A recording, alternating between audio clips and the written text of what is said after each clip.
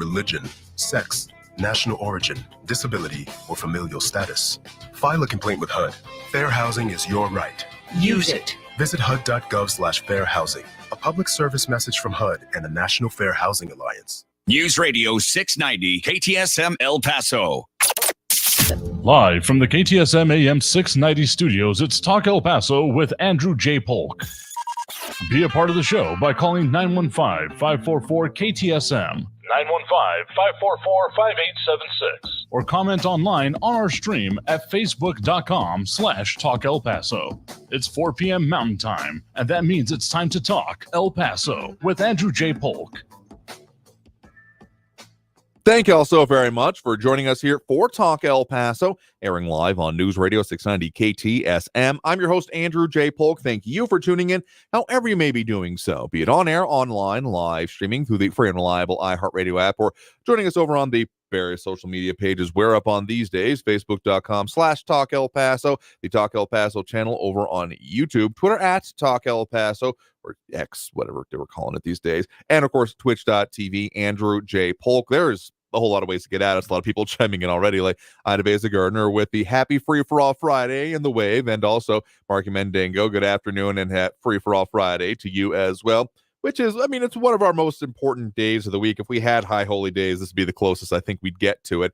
Though, does it count if you do it every week? Well, in any case, we definitely do it every week. Robbie Florida is also with the TGIF. Thank goodness it's Friday. Certainly appreciate it as we get into and do that whole Free for All Friday thing. Meaning, as much as we delve into subjects and talk about a lot of things, this is the day when we specifically open up those floodgates, take off the gloves. When it comes to topic selection, we're not going to punch out any because we got a lot to get into. And this is the day we take on all those topics, all those subjects, questions, comments, concerns, the comments, the calls, everything we can squeeze into 2 hours of the show. So we also have our Bernadette Van Nicole with the Yay Free for All Friday FFF on you there. So, I mean, there's excitement about it because this is often one of the more, at the very least, interesting days of the week. I'll freely and happily call it that. And so if you want to get on the line, here's news for you. They're already filled up, but keep that number handy as we are going to be taking those calls throughout both hours of the program. 915-544-5876, 915-544-KTSM. Is the number to call. And there's a lot of stuff going on. Do not get me wrong. There's plenty going on here, including some updates on the situation that we told you at the top of the show yesterday, that the body of the man that was found near Paisano Executive has now been identified, that it was specifically, well, the person has been identified as a 42-year-old man from Tochtepec, Mexico, and that specifically the body was in advanced stages of decomposition. So anyone with information on that is being asked to call either the police non-emergency line, which is 915-832-4400, 915-832-4400, or to call Crime Stoppers of El Paso at 915-566-8477. That's 915-566-TIPS, TIPS. But there's a lot of other things going on here, of course, other investigations happening, potentially into, among other things, Border Patrol agent accused of offering migrant, quote, immigration papers, end quote, for that tidy sum of $5,000, according to an arrest affidavit, saying that specifically Agent Fernando Castillo was on duty when he offered the immigrants the immigration benefits for the money. So definitely needing to look at that. And kind of as I expected, some more about those endangered species in and around the Rio Grande, potentially affecting some of those border situations. And one final just local note, that landfill fire is finally out at the Las Cruces landfill, so that's fun, I'm sure, for anyone who has been around there. Not that I would think it's fun living anywhere near, within earshot doesn't quite work, nose range, I don't know what's the right way to put that, but anywhere near where you could even get a whiff of it from a landfill. And I guess, well, that's a good one. If I ever find myself moving to the area, I will ask, hey, did you get a whiff of that landfill fire when it happened? Yes? Okay, moving on.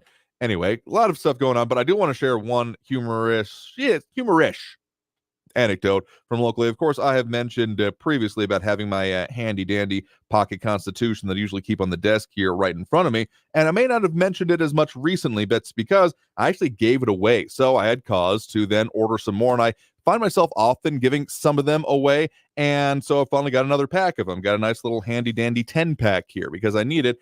So I did not get home in time to after the show yesterday to get to the opening and retrieval of the Amazon packages for the day. So this was a humor-ish, like I said, humor-ish-ish exchange that I had with my spouse. Just for those who can see it on screen, this is the screenshot of my text. So when I just got asked, constitutions? And I responded, I was out. How do you run out of constitutions?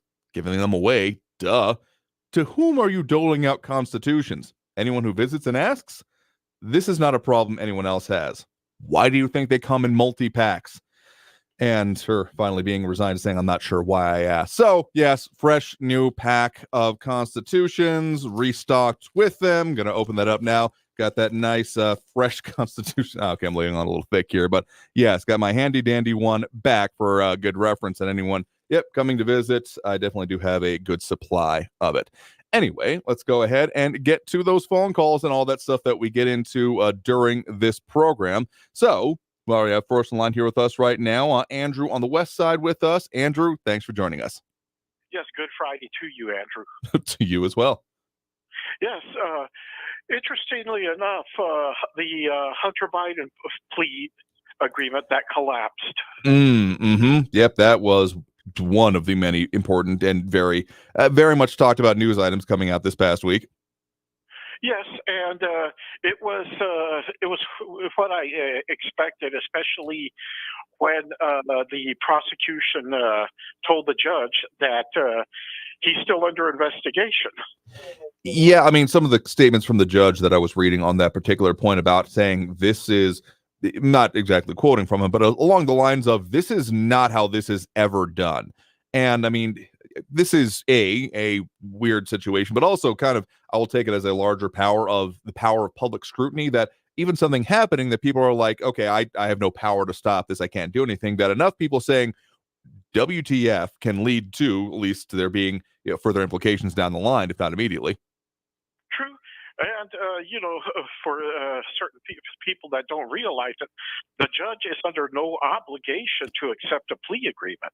That's true. I mean, it is a deal that has been struck. I mean, on the balance, you would expect that it would be something that, is, set as an agreement and then gone forward with. But, I mean, it's in procedural police and courtroom dramas often all the time being like, I do not accept this deal for a reason. And that ends up being the whole conflict for the episode. But, of course, it does happen in real life because, I mean, you're talking about something that has serious legal implications, and it's going to be attached to the court that it comes out of. It's not just the judge just has to sign off on it. So, I mean, this kind of thing does happen. And again, I'm particularly going to point out to the scrutiny on this aspect of it, because whether you felt this one passed the smell test or not, it still was there was a lot of conversation about it. And of course, the further implications that come from it, whether or not, I mean, there's a whole line out there about it's not a person in the White House. And yet you can't really reasonably tell me that talking about major criminal implications or deals going on with the direct progeny of the person in the White House doesn't have any bearing, meaning whatsoever. That it doesn't pass the smell test in its own right. I'll just put it that way. True. But also what I found very interesting, having read through the internet, the book that Hunter Biden wrote, Memoirs, which was Beautiful Things, his admission to use of cocaine and crack in that book was actually used as evidence in the gun charge. Yeah, let's just say that, okay, I've said this in previous ways, that documenting your crimes, primarily on social media, the fact that it's happened more than once is way too much, of people going along a road and just kind of shooting out a gun and putting it on like a social media site of choice here. That's boneheaded in its own right, to be like literally not even just documenting, but then sharing the documentation of your crimes. That's dumb. But it's another thing to then also publish them. So let's just say there's a whole lot of decisions that I would not make nor want to be anywhere near a part of involving this whole situation. Well, it's amazing, but this is an individual who's an undergraduate from Georgetown University and graduated from the most prestigious and top law school in the country, Yale. Though, Yale accepts less than 10% of the applicants each year. Yep, that sounds about right, unless, of course, you got legacy or wing naming types of money hanging around there. I know there was the whole what was the college admissions scandal, and the way that the drama about it was about the side door as opposed to the back door, by doing it by donating enough money to have a building named after your family, kind of thing. I mean, money talks, and that's never been a particular secret. And the whole idea of admissions, particularly legacy admissions, what's the semi-Orwellian phrase that's been coming up about that? Oh yeah, diversity of generation. I need to remember the phrase, but I mean, that's been a part of that conversation on its own right. Not totally germane to what you're talking about, but there's this one phrase that has been to kind of not help but laugh at. Let me see if I can find that up here in a minute, about the justification for that part of this, even as the whole situation continues. Yes. Well, it's amazing what drugs will do to you. I mean, being a graduate of Yale Law School, you can pretty much write your own ticket, to pretty much any job. And I mean, it's pretty much destroyed his career, to include a commission in the Naval Reserve. Yeah, that's an interesting one, particularly since, having been involved in the background investigations for not even just commissioning, but also to be a part of any military service or reserve therein. I mean, I think it would, you'd have to have gone to it well before you get to IRR, but even for that kind of a status, I do believe it also applies. That you have to have certain statements made, and I'm not giving away anything here, but let's just say I was aware of situations in which someone had, before they ever even entered the service, mentioned to a recruiter that they had maybe, done the I didn't inhale kind of thing. And that is on their record forever. Like, it never leaves. If it's documented, it's there forever, and it will continuously be asked about. So, I mean, it's taken pretty seriously in my experience. Yes, in this case, he had to resign his Naval Reserve Commission as an ensign. But anyway, Andrew, have a good week, and I'll let somebody else get on the line. No, Thank you very much. Appreciate the point in the call. Yeah, there's a lot going on here, but you have a good one there as well. Take care. I mean, another random comments coming in, including Leonidas Bermuda over on the Facebook, asking, what's up with this alien situation? I need a girlfriend. Not quite sure if we're there yet, but having watched the most impactful parts of those hearings, what's the phrase that sticks with me from that one, of in some of the crashes, I think primarily around Roswell, there was organic matter recovered, I think is the best they said about it. But the fact, I mean, I haven't even been hearing that much about the news coming out of that whole situation. Has it been that no one reacted to the news because there's so much other wild stuff, including half the country kind of not quite boiling alive, those kind of situations. But also Bernadette Bandicle asking or theorizing about space sugar daddies. I think that we're firmly in the realm of the less savory kind of science fiction here at this point, but a lot of other conversation going on there, including Austin Redfern wishing a happy weekend to Talk El Paso fans and all of the rest, and Eric von Holstein Rathlow with we survived another week. Happy Freak Show Friday, trying that one on for size, as well as Abel Rodriguez. Today is the day to serve up a heaping plate of let's just say what butt. I'm going to put it that way. You can see the phrase for yourself there if you're over with us on our social media. But let's take that next break right now. Coming out of this break, we got more calls. We got a whole lot more conversation going on. So stay tuned. More Talk El Paso after this break here on News Radio 690 KTSM. Again, that number to call if you're quick with it anyway, 915-544-5876, 544-KTSM. Back after this break with more Talk El Paso here on News Radio 690 KTSM. Don't go anywhere. Free for all Friday.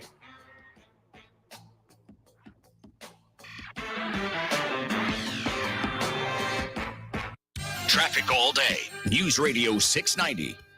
Good afternoon. We've got an accident blocking the off-ramp on Memorial Highway southbound at Edgemere, and an accident on McCombs and Dyer Street. Watch out for slow traffic on the I-10. This is eastbound between Raynor and Trowbridge. Additional slowing is on Trans Mountain Summit Pass northbound between Wrestler and Doniphan. I'm Scott Daniels, El Paso Traffic. This report is sponsored by Indeed.com. If your business is feeling a summer hiring wave, then you need Indeed. Their all-in-one hiring solution makes it easy to attract, interview, and hire candidates. Visit Indeed.com/credit and get $75 towards your first sponsored job. Terms and conditions apply. Hey, El Paso and surrounding areas. This is Ivan Ochoa, General Manager of Sunland Park Chrysler Dodge Jeep Ram Fiat. Thank you for making us #1 in new car sales again. We make buying a new or certified pre-owned vehicle fast, fun, and easy. Our goal this month is to break our all-time sales record, so Sunland Park Chrysler Dodge Jeep Ram Fiat will do whatever it takes to make a deal.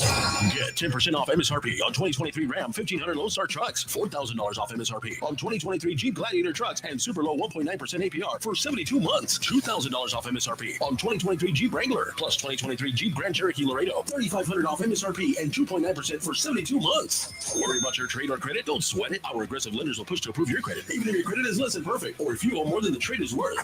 Get huge savings and more for your trade during the Make This a Summer sales event at Sunland Park Chrysler, Dodge, Jeep, Ram, Fiat at I-10 at Sunland Park Drive or online at sunlandparkdodge.com. Estamos en tu esquina El Paso Strong. Includes factory rebate and dealer discount for CTNL. 1.9% APR is $14.71 and 2.9% is $15.50 per thousand finance. On select vehicles with approved credit. Offers not combined.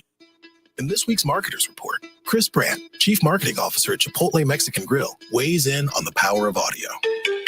We've used audio to reinforce what we're showing on TV, what we're showing in other digital channels. When your priority is driving reach, boy, everybody seems to listen to the radio. As the #1 audio company, iHeartMedia gives marketers access to the audiences, conversations, trusted influencers, insights, and data you need to grow. If you're a marketer, go to iHeartResults.com.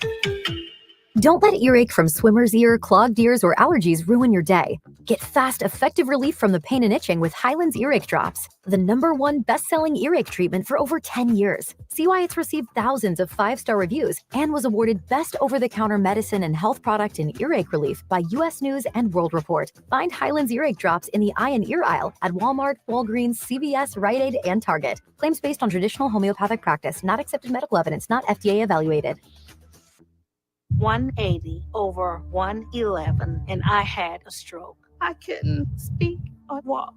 This is high blood pressure. Get back on your plan. Go to loweryourhbp.org. Brought to you by the American Stroke Association, American Medical Association, and the Ad Council. El Paso's News Radio 690 KTSM. Ruli's International Kitchen continuing on with their taco takeover and their porch parties. It's more of the patio, really. And of course, that's going on tonight from 9 till midnight. They'll be having the Chingon Chow taco takeover with a whole lot of great selection. And of course, you want to check them out. I need their regular hours. They do, of course, have their regular great selection of familiar local flavors with the amazing international fusion that comes along with them. Just a great little gourmet dive. Found, of course, 4176 North Mesa, right off of Mesa and Executive Center. Give them a call at 915-313-4806. Always new features right by the door. 915-313-4806, or find them online at rulisik.com. That's RULISIK.com.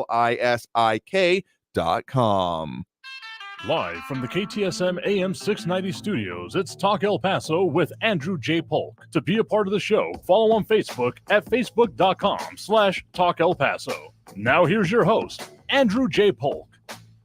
Thank you all so very much for joining us here for Talk El Paso, airing live on News Radio 690 KTSM. I'm your host, Andrew J. Polk. Thank you for tuning in, however you may be doing so, be it on air, online, live streaming through the free and reliable iHeartRadio app, or joining us over on the various social media pages we're up on these days: Facebook, YouTube, Twitter, and Twitch.tv, either under Talk El Paso or Andrew J. Polk. And, well, there's a lot of news that happens just about each and every week that we never get to all of by any means. We're definitely not trying to do the whole 24-hour news channel thing.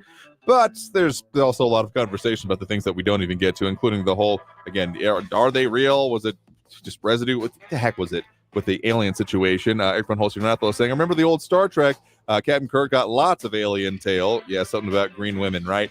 Don't know if that's how you would expect it to work out. And so maybe that's the higher end of the less savory stuff that definitely exists out there nowadays. And on the idea of space sugar daddies, I've been asked to pass along the message: no more stepdaddies, please. Anyway, a lot of people chiming in on different things, including Marky Mendingo saying, we don't need a downtown deck. Remember the traffic when they were working by UTEP? This will be worse. Okay, so two things for you there. Bad news. There's going to be work happening on I-10 regardless of how you slice it, because there has not been the road bed maintenance since it was built, basically. Like, you know, those cracks, I mean, it almost looks like it's designed, but the things that the grass is growing in between, not even like on the sides of I-10. I'm talking about the middle damn lanes, not too far from, well, say downtown itself. Yeah, that's not really supposed to work that way. So That's not like the reason they're doing it. It's one of the reasons it's needed for them to do it. But whether the downtown deck happens or not, I'm sure that would throw another wrench in the works about it being completed, like, say, quickly, timely, etc. It would be technically a separate process. So the road work would happen first, but you can't convince me that it's not going to have to be some kind of major roadway impacts to be putting something that's hanging over it. So I get you entirely. We'll see what comes out of that one here. United Bermuda putting it as on the whole alien situation to boldly go. And I'm never going to be able to hear that phrase again, like I have right now, as I also have Willie Jenkins chiming in with us. Hola to you as well. Let's get right back to those phone lines right now. We do have Raul in the Northeast on the line with us here right now. Raul, thanks for joining us. Hey, Andrew. Well, I imagine you got the same email that I did from our Congresswoman Veronica Escobar on Bidenomics. Did you see that? I did see that one, yes. Okay. Well, this is what she had to say about it. She said that Bidenomics is in full swing and delivering for Latinos. And with that being said, she says, I want to share some important statistics on the economy. 209,000 jobs were created in June 2023 across the country. And that brings a total to 13.2 million jobs created since President Biden took office. And that's the most for a president over a single term, okay? We're at 3.6 unemployment nationwide, and we're continuing our streak of under 4% for 17 months in a row now. And for the first time since March of 2021, wage growth outpaced inflation. And additionally, we've seen strides for Latinos nationwide, including achieving the lowest Latino unemployment rate on record, okay? Not under Trump, but under President Biden. Achieving the low record Latino teen unemployment rate, and increase the enrollment in healthcare.gov coverage for almost 900,000 people from 2020 to 2022. I used Obamacare for a couple of years, and I'm glad it was there. And I wish Trump Care would have come about. You know, he didn't repeal and replace Obamacare with Trump Care, which he said was going to have universal coverage, lower premiums, lower deductibles, lower copays, and paid for by the government. Never saw that. Back to Bidenomics. Achieved the fastest creation of Hispanic-owned businesses in more than a decade. And more. Bidenomics is working for our country. We're continuing to strengthen the economy by building it up from the bottom up and the middle out. Now, so what didn't work out for America, okay? Trump's foobar of a presidency. So let's talk policy. I know you like talking policy. He divided the country further. He crashed the economy with his feckless mismanagement of dealing with COVID, resulting in 400,000 American deaths attributable to his incompetence and malfeasance. He didn't repeal and replace Obamacare with Trump Care. He didn't get Mexico to pay for the new little wall that was built. He didn't round up and deport the 11 million illegal workers in America. He didn't get North Korea's his North Korean lover, the communist dictator of North Korea, Kim, to denuclearize. He didn't make Americans wealthy again or make America great again. He didn't sue the 24 women who accused him of sexually assaulting them like he said he would. He planned and executed a coup on the Constitution and Congress at the Capitol on January 6th, that resulted in 5 deaths, 1,000 assaults, and 140 officers. And he didn't call off his mob of violent rioters and insurrectionists for 3 hours, in spite of the repeated and urgent pleas of his staff and fellow Republicans. And he stole top secret government documents that he was showing to people, showing to his supporters without security clearances, and attempting to wag the dog.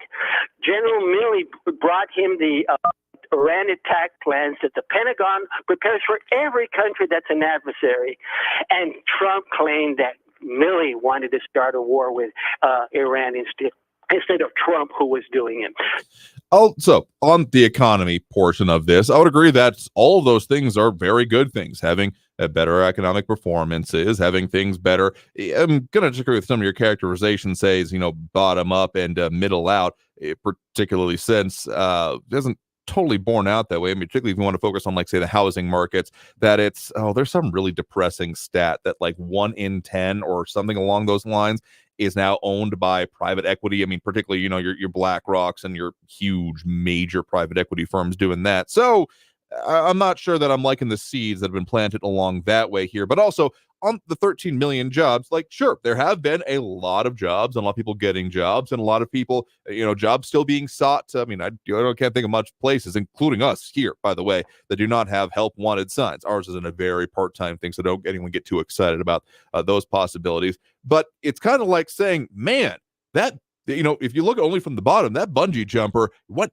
really high, really fast without missing the kind of, first part of it, of the falling off of the cliff. And I know that you also, blame the former president for that one. And I'm not saying that there's not any deserving of it, though. You're calling just all the things you didn't like or that he didn't achieve, not exactly policy talk. That's more of a, here's why I continue not like this guy, as opposed to like what happened with it and what did go on with it. But I mean, like, okay, economy doing well, or at least hopefully doing better. I still kind of eschew the idea of if it being a good or a bad economy. It's getting weirder, and I don't think that's going to stop anytime soon, as with most things going on are. So again, not any surprise that you're not a fan of the former president. I'm not going to exactly wonder if you've got a fan club membership for him or have any donations you can be making to his campaign. I'm going to assume no, based on a whole the aggregate of the statements coming on of this here. And he very may well be facing the very serious consequences about the maintenance of the records. I know people are going to call up and talk about, well, he has a right to certain things here,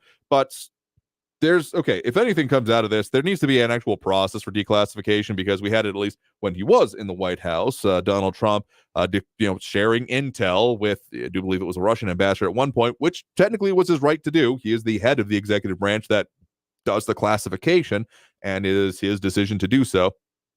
But it sounds like there needs to be more of a process with this, because given all the questions that have come up about either this or some of the other situations, the other maintenance of a couple of recent vice presidents, including the one that is now currently president, it just seems like, there's a disconnect between, as much as there's the talk about the two-tier justice system, there's definitely different implications for how people deal with intelligence, because I've also had a hand to be on, see the repercussions. If not, I'd never held classified material, and if I ever did, that would have been a really bad day. But for the consequences of someone who had dealt with things improperly, throwing the book at it would be an incredible understatement. So the idea of between those that are doing the work on it, often generating the intel or having the reasons to deal with it as part of their regular jobs, is, a very different type of experience than those who are then, the decision makers, the policy makers, the ones, lawmakers, what have you, dealing with things is, it's very different, that you can see from this whole process. So my takeaway from this is that there definitely needs to be an actual, if something is being declassified, if something is being released, there's even for official use only, that is technically not supposed to be, at least in certain implications, posted immediately online or stuff like that. Unlimited release is the lowest level and is not done that often with anything that used to be classified, unless it's for a very specific reason. So that's one of my takeaways here. But yeah, it might be reaping the whirlwind, because it was a very nice bathroom. It had a chandelier in it and all, but it was still a bathroom full of documents. And that's also not the way I would have gone on with that one there. So again, I appreciate your commentary and the things we do on Friday, and definitely your upcoming application to the Donald Trump fan club. Anyway, let's go and take that next break right now. Got to take that at this moment. So that number to call if you want to get on the line is 915-544-5876, 915-544-KTSM. Back after this break with more Talk El Paso here on News Radio 690 KTSM. Don't go anywhere. Get out of the way.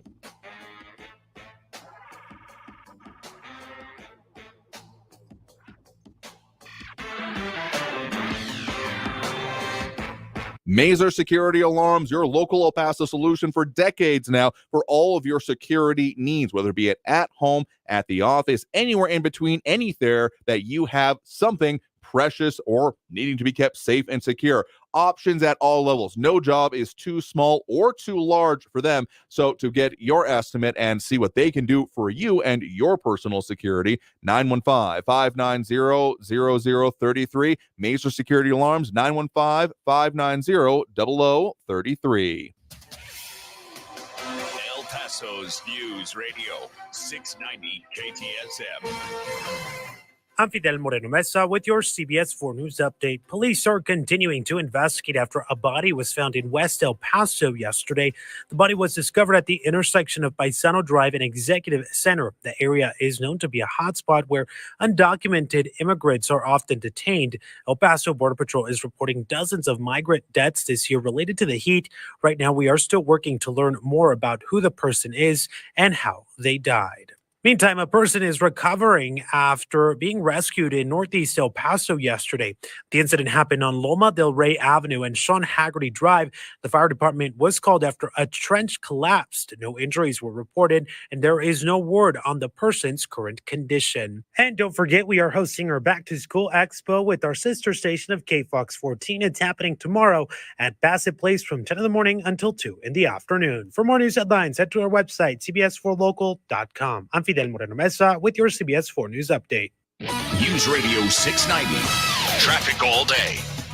Good afternoon. We have an accident blocking the off-ramp on Memorial Highway southbound at Edgemere. Also, an accident on McCombs and Dyer Street. We have another crash. This is on Mesa Street west of Sunland Park Drive. And keep your eyes peeled for some slowing on the I-10. This is eastbound between Raynor Street and Trowbridge. I'm Scott Daniels, El Paso Traffic.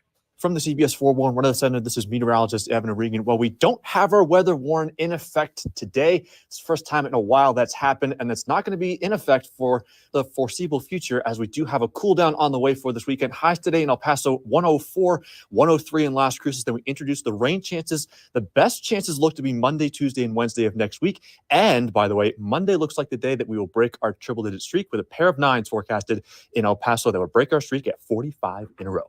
From the CBS 4-1 Weather Center, this is meteorologist Evan Regan. This report is sponsored by Wendy's Late Night, open until midnight or later. Wendy's is open until midnight or later, which means all your favorite menu items are up later too. The Baconator still tastes just as juicy and bacony at night. So listen to that craving and turn in for the night at a Wendy's drive-thru. Hours may vary at participating U.S. Wendy's. Okay, so we have the car payment, the rent, utilities, and the repair bill. What should we do? I know. I'm going to CashNetUSA.com. I can apply in minutes, get an instant decision, and if approved, we could have the money in our account as soon as the same business day. When you need money fast, be the hero. Go to CashNetUSA.com to apply for the money you need now. The exact timing as to when your loan funds will be available will be determined by your banking institution. The El Paso Community Foundation supports the causes you feel passionate about here in the borderland, whether it's education, social services, arts and culture, the environment, health, or economic development. The El Paso Community Foundation has been promoting philanthropy and progress in our hometown region for more than 45 years. Make your mark with us. Start a fund today. For good, for El Paso, forever. Learn more at epcf.org. That's epcf.org. Protection for all, peace of mind for you. For over 40 years, Mazer Security Alarms has proudly served El Paso with superior service and superior protection. You can afford the best. For your free quote or to upgrade your existing system, call Mazer Security Alarms at 915-590-0033. If your business is feeling a summer hiring wave, then you need Indeed. Their all-in-one hiring solution makes it easy to attract, interview, and hire candidates. Visit Indeed.com/credit and get $75 towards your first sponsored job. Terms and conditions apply. This report is sponsored by Indeed.com. News Radio 690 KTSM. Live from the KTSM AM 690 studios, it's Talk El Paso with Andrew J. Polk. To be a part of the show, call 915-544-KTSM or follow on Facebook at facebook.com/Talk El Paso. Now here's your host, Andrew J. Polk. Thank you all so very much for joining us here for Talk El Paso, airing live on News Radio 690 KTSM. I'm your host, Andrew J. Polk. Thank you for tuning in, however you may be doing so, be it on air, online, live streaming through the free and reliable iHeartRadio app, or joining us over on the various social media pages. We're up on these days, facebook.com/Talk El Paso, the Talk El Paso channel over on YouTube, Twitter at Talk El Paso, or twitch.tv, Andrew J. Polk. A lot of comments, commentary, and other things coming on from over there. But of course, Talk El Paso brought to you in part by Sunland Park Chrysler Dodge Jeep Ram. You can, of course, find there, make this the summer event going on for you right now, including employee pricing for all. See them for details and well-qualified buyers. 950 Crockett Street, right across I-10 from what is still for the moment, Sunland Park Mall. I'm sure there'll still be Sunland Park, Chrysler, Dodge, Jeep, Ram for the foreseeable future. So, of course, sponsors of Talk El Paso. And, of course, one other thing coming up I want to mention to you here, that the join the El Paso VA for their first Summer Vet Fest and PACT Act Claims Clinic. They're going to be having veterans able to file their PACT Act claim inside on the third floor, where they will be holding this at 5001 North Piedra Street. And outside, everyone can enjoy food trucks, free back-to-school gear. Children must be present to receive back-to-school items, child-friendly activities, and a live concert by Blackberry Jam. And being done in partnership between the El Paso VA and El Paso's Fighting Hunger Food Bank, also on site with a food drive. And so that'll be happening this Saturday, July 29th from 10 a.m. to 2 p.m. Again, 5001 North Piedra Street, the Summer Vet Fest PACT Act Claims Clinic. So a lot of other things going on, including, Rick Reyes mentioning that, yes, The Price is Right is coming to town. I believe it'll be at the Plaza Theater here in, I don't have the date in front of me. Is that September? I'll look it up here in just a second, but I do believe that it is. And, of course, just as other things happening there, there is, of course, the last weekend of the Plaza Classic Film Festival going on for you. Well, hey, it's going on right now. In fact, if you were so inclined, and if I wasn't hosting a radio show, I'd be there myself. They have showing at this moment Willow. Yeah, okay. That one always kind of freaked me out as a kid, to date myself. Something about that claymation or that stop motion animation that they used. Like, it worked in the Terminator. It didn't really work in that movie. It just kind of gave me the ick, as the kids say now. Anyway, a lot of stuff going on, a lot of other conversations, including about some of those situations we were talking about the last call, but hey, that's what we do today. So let's continue on with those phone lines here. Again, keep that number handy. They're pretty well going to be full up this hour, but when one call ends, another line becomes available, as that whole truism goes. 915-544-5876, 544-KTSM. We do have Ben on the east side here with us right now. Ben, thanks for joining us. Oh, Andrew. The Fed raised interest rates to a 22-year high this month, didn't they? Yeah, that last when you quarter of a raise percent. interest rates. What's the purpose of raising interest rates? Why is the Fed doing that? I mean, it's partially, I see it as twofold. Of course, the main stated reason is to deal with inflation, cool off the economy, keep things from overheating in that way. But really, the second, and not arguably more important part of it, but I mean, so the interest rate drops are one of the major things that the Federal Reserve does, right? I mean, sure, they've got certain things with occasionally things done with the reserve hold rate that banks are meant, what they're required to keep that in the fractional banking system that we have, what they're required to keep on hand. There are certain things they can do with, say, bond buybacks or issuances, but those end up being a little bit more involved in, say, congressional approval. It's just something to be done. Their main tool is those interest rates. So that essentially, if you think about it, like, every time they, in bad economic times, or worse economic times, let me put it that way, whenever they drop those rates, I mean, imagine that basically, they're firing a volley. And to be able to fire more volleys in the future, they got to reload, because if you're at zero, you're out of ammunition, so to speak. What is inflation? What's the definition of inflation? Inflation is the rise of goods and services. Technically, that is the market basket of certain goods specifically, and their average price. It's too much money chasing too little goods, right? Yeah, that's one way of describing it, sure. Okay. All right. When interest rates rise, one of the effects of that is that people and businesses have to pay more on their loans. They then borrow and spend and buy less. Companies sell less stuff because there are fewer buyers. And that usually brings prices down. The trouble is, when companies make less money, they also don't expand and will lay off people. Those things cause a recession. We are now borrowing. We've got all this, all these things that the American people are doing. One of the things is that a monthly payment on a $400,000 home, and I know that means a lot in El Paso, but that's the average price of a home in the United States. Now is what payments were on a $700,000 house 3 years ago. How can a young couple afford a car and a home on the same salary? Hence, the reason why we've got 6 million people working 2 or more jobs, or actually 16 million people working 2 or more jobs at this time, in order to, they have to sacrifice. They have to tighten their budgets. They have to buy less goods. They have to buy less of a house. They have to buy less of a car. But what group does not have to make any sacrifice? Which one did you have in mind? Government. Sure. We keep on spending money.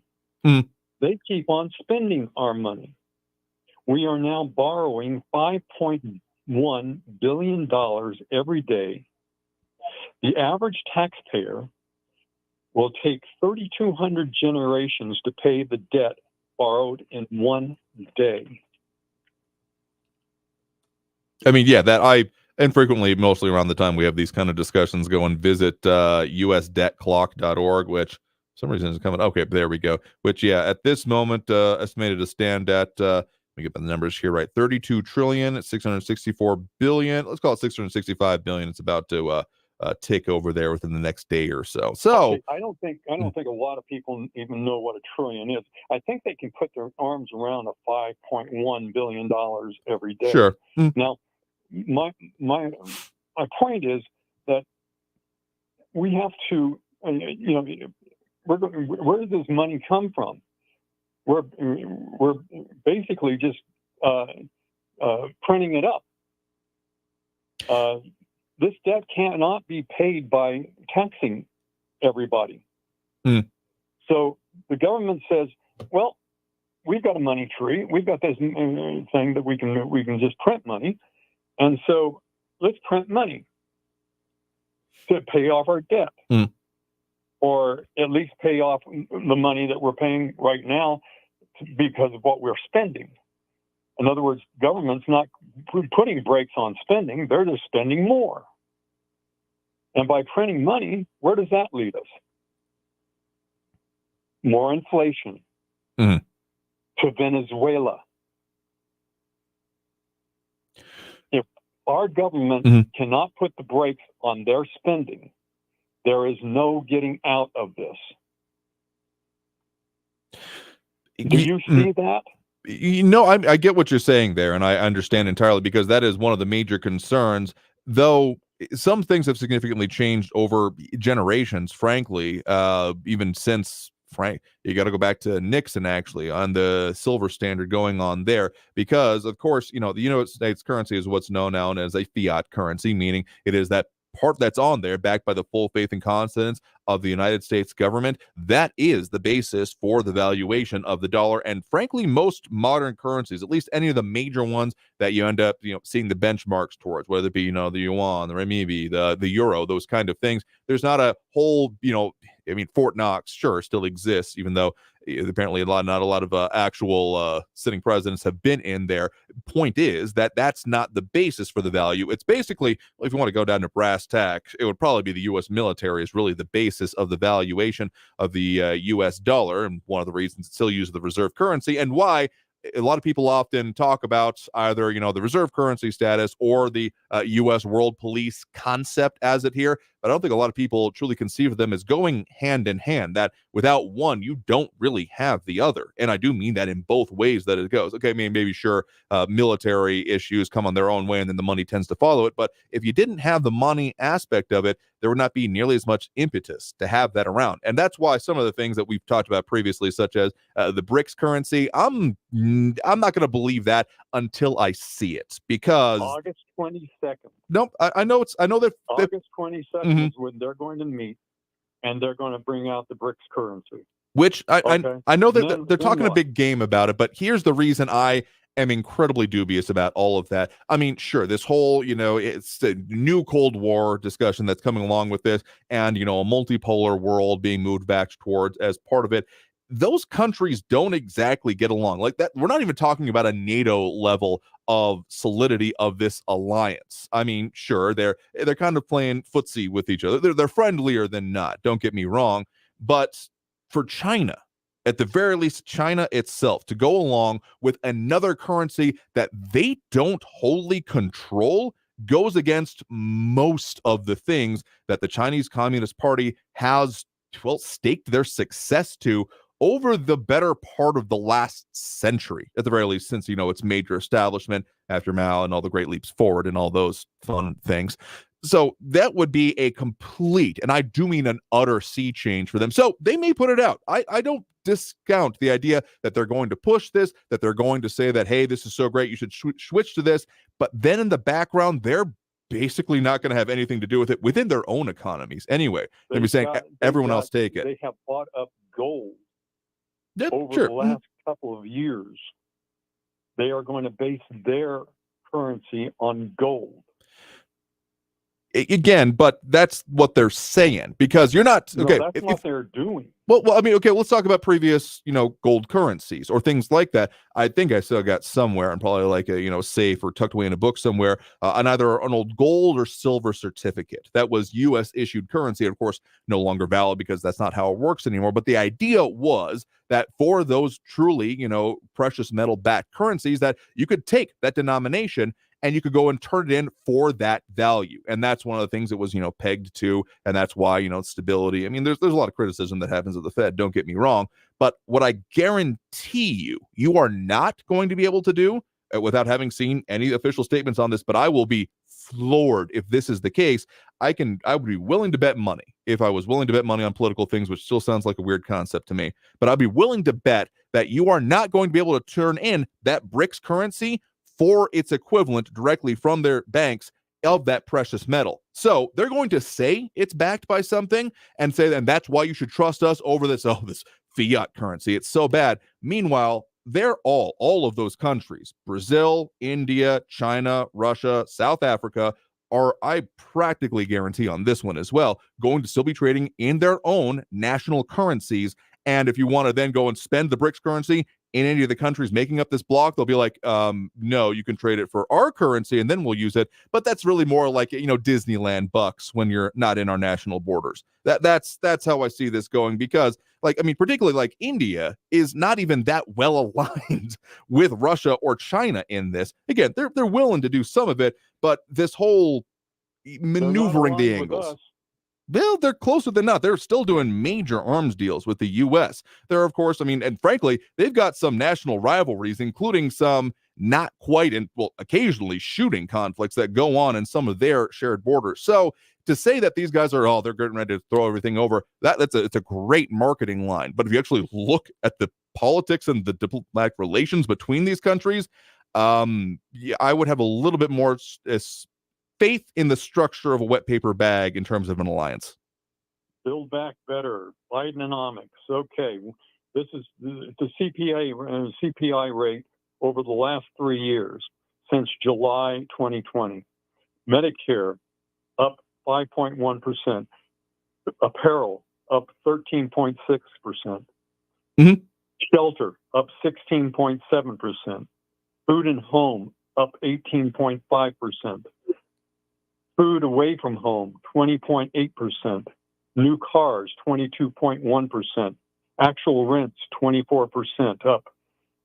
Electricity up 24.5%. Gas up 33.5%. Transportation up 33%.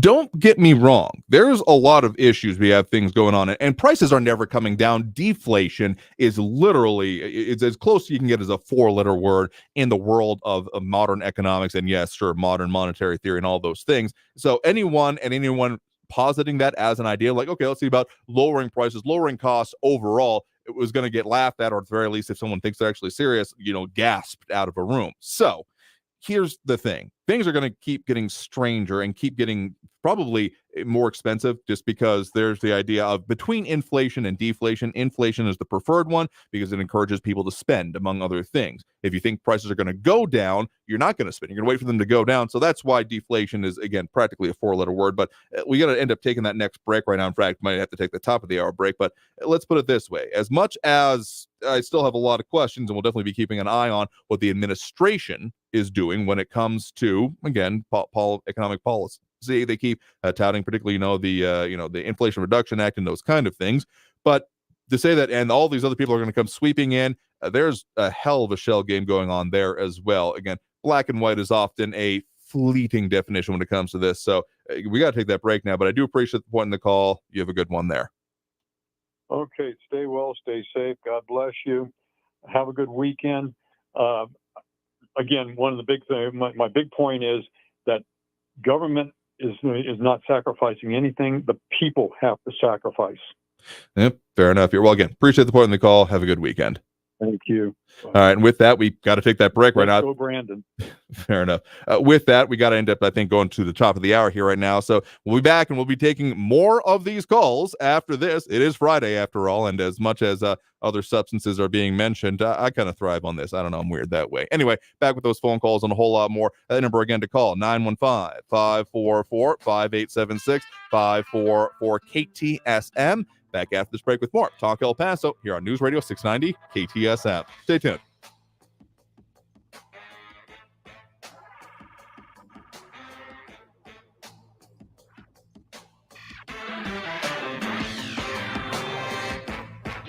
Traffic all day. News Radio 690. Good afternoon. We have an accident blocking the off-ramp on Memorial Highway southbound at Edgemere. Also, an accident on McCombs and Dyer Street. We have another crash. This is on Mesa Street, west of Sunland Park Drive. And keep your eyes peeled for some slowing on the I-10. This is eastbound between Raynor Street and Trowbridge. I'm Scott Daniels, El Paso Traffic. This report is sponsored by Indeed.com. Are you a business owner, CEO, or responsible for marketing? If you are, iHeartMedia can help you reach your goals and find new customers. We reach more consumers in your target area than anyone else. And we can give you access to those potential customers more cost-effectively across radio, digital, podcasting, and social. We'd love to show you how iHeartMedia can work for you. From your cell, dial pound 250 and say keyword great results. That's pound 250 and say great results. The Window Depot is more than a window store. The Window Depot is a one-stop warehouse with everything you need for your complete home remodel. Shop the aisles of pre-built cabinets in a variety of colors, granite and quartz countertops, sinks, skylights, and hardware to complete your project. Need a custom order? We can help. Our designers offer free design services and can special order everything you need for your kitchen or bathroom remodel today. Shop thewindowdepot.com or find a location near you. The Window Depot. More than a window store. Prescriptions require an online consultation with a healthcare provider who will determine if appropriate. Restrictions apply. See website for details and important safety information. Subscription required. Price varies based on product and subscription plan. Hey guys, did you know there's a generic form of Viagra that works just the same, but is 95% cheaper? And you can get it online? Just go to 4hims.com/radio. Through Hims, you'll get a free medical consultation, discreet shipping if prescribed, a 100% online process, and trusted generic alternatives to the name brands at up to 95% off. That's right. Get generic for Viagra, the same active ingredient as brand name Viagra, but for 95% less. It's the same medication, still prescribed by a licensed medical provider, but with zero copay, no expensive appointments, and no awkward face-to-face conversations. To start your free online visit, you need to go to this exclusive address, 4hims.com/radio. That's 4hims.com/radio for your free online visit. FORHIMS.com/RADIO. Wendy's is open until midnight or later, which means all your favorite menu items are up later too. The Baconator still tastes just as juicy and bacony at night. So listen to that craving and turn in for the night at a Wendy's drive-thru. Hours may vary at participating U.S. Wendy's.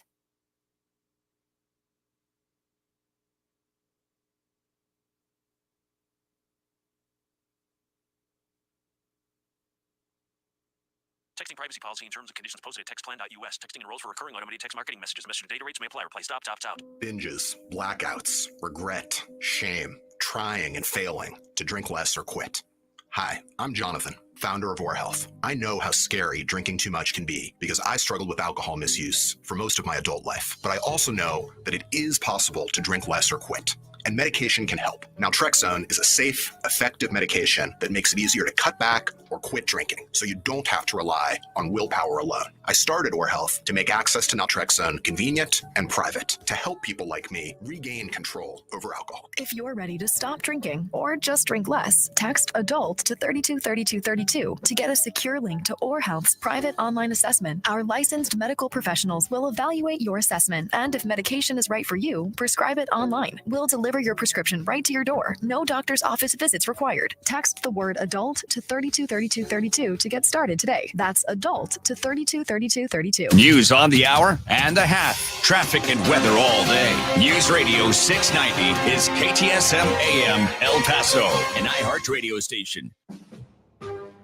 NBC News Radio, I'm Brian Shook. The heat wave continues through the weekend in the Midwest and Northeast. The rising temps are putting cities on emergency footing and ramping up pressure on the power grids. Around 150 million people are in for extreme heat from California to New York.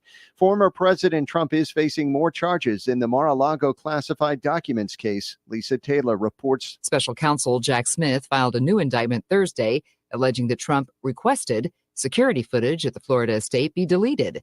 Trump was hit with an additional charge of willful retention of national defense information and 2 additional obstruction counts. New York City officials are still not commenting on the cause of Wednesday's crane fire and partial collapse in Midtown Manhattan. They're looking into the crane operator and owner. The head of the Department of Buildings says the crane tower, the building it was working on, and building that the arm of the crane hit are all now deemed structurally stable. President Biden is in Maine laying out his efforts to bring back American manufacturing and create jobs. While speaking from a textile factory in Auburn, Biden said he wants the U.S. to lead the world in manufacturing again and export American products. We used to be rated to have the #1 best infrastructure in the world. Now we're number 13. China used to be beyond 13, and now they're number 2 or 3. What's going on here? The president issued an executive order aimed at boosting domestic manufacturing of new inventions. The number of alcohol-related deaths among women are surging in the U.S. That's according to a new study published Friday in JAMA Network Open. The markets are ending the week higher. At the closing bell, the Dow Jones gained 176 points to 34,459. You're listening to the latest from NBC News Radio. There's backlash over 2 places in Queens, New York that are expected to soon temporarily house migrants. Scott Pringle reports. Queens residents and some officials gathered Thursday to protest another humanitarian relief center planned for the parking lot of a senior center at the Creedmoor Psychiatric Campus. Councilwoman Linda Lee worries the senior center will be negatively impacted. This senior center is a gem in our district. You guys provide Meals on Wheels services, congregate meals. Meanwhile, several hundred migrant women and families are soon being sent to the former St. Agnes Academic High School in College Point for several months. Residents expressed concern about safety of their children and properties related to that temporary shelter. Senate Minority Leader Mitch McConnell plans to serve out his full term in the leadership position. That's according to a statement from a spokesperson for the Kentucky Republican that was first reported by Politico. The spokesperson did not mention what McConnell's plans are for the start of the next Congress in January 2025. Bud Light maker Anheuser-Busch is laying off hundreds after the recent fallout of a boycott against its partnership with a transgender influencer. Mark Mayfield reports. That's nearly 2% of its workforce in the U.S. A spokesperson for the company told The Hill it's an attempt to simplify and reduce layers by changing its corporate structure. After backlash from conservatives for Anheuser-Busch working with trans woman Dylan Mulvaney, Bud Light lost its spot as the top-selling beer for the first time in over 2 decades. The Pro Football Hall of Fame is announcing its finalists in the Coach Contributor category of the class of 2024. Patriots owner Robert Kraft, former Giants head coach Tom Coughlin, and former Broncos head coach Mike Shanahan headline the 12 finalists. They're joined by Mike Holmgren, Frank Bucko Kilroy, Buddy Parker, Dan Reeves, Art Rooney Jr., Marty Schottenheimer, Clark Shaughnessy, Lloyd Wells, and John Wooten. Brian Shook, NBC News Radio. Now your chance to win $1,000. Just enter this nationwide keyword on our website. Check. That's Check. Enter it now. This report is sponsored by Discover. Discover credit cards do something pretty awesome. At the end of your first year, they automatically double all the cash back you've earned. That's right, everything you earned doubled. The cash back from trips, restaurants, all doubled. Seriously, though, see terms and check it out for yourself at discover.com/match. There are choices that can change your life. Like the choice to start routine colorectal cancer screening at age 45. It's one of the most common cancers for women and men, and it doesn't always have symptoms. But there's good news. Routine screening can catch colorectal cancer early and even prevent it. And there's even better news. You have screening options. Make the choice to put your health first. Talk to your doctor about your screening options or visit cdc.gov/screenforlife for more information. Only iHeartRadio gives you access to all of your favorite radio stations. It's the Rod Ryan Show. It's the Woody Show. It's Elliot in the morning. All of the once-in-a-lifetime events. iHeartRadio Music Festival, yeah! All of the best free curated playlists. The best bands. All of the great podcasts for every interest. The stuff they don't want you to know. All of the mind-blowing contests. $20,000. Awesome. All of your favorite superstars. This is Dave Grohl from the Foo Fighters. Best of all, it doesn't cost a thing. Download the absolutely free iHeartRadio app now. No Hollywood release can match it. It's worth the wait. Who complains? No television drama can equal it. That was the scariest episode of your show. And nothing else comes close to the drama. This is unbelievable. And you know what? Quite frankly, this scares people. Join the conversation. We have seen this movie before. We know that it doesn't end well. Stay informed with El Paso's News Radio 690 KTSM. El Paso's News Radio 690 KTSM. Live from the KTSM AM 690 studios, it's Talk El Paso with Andrew J. Polk. To be a part of the show, call 915-544-KTSM or follow on Facebook at facebook.com/Talk El Paso. Now here's your host, Andrew J. Polk. Thank you all so very much for joining us here for Talk El Paso, airing live on News Radio 690 KTSM. I'm your host, Andrew J. Polk.